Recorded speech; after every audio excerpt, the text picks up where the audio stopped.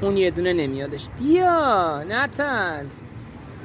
اینا هم اول نمی اومدن، یواش یواش با من دوست شدن. این که چشش داغون بود،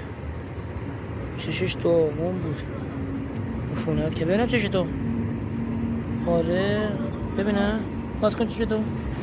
قطره ریختم دیشب، خوب شد. بخورید چه چیزایی دارن.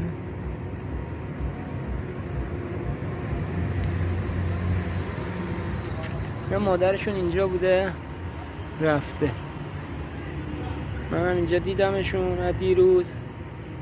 جان خوشمزه بود.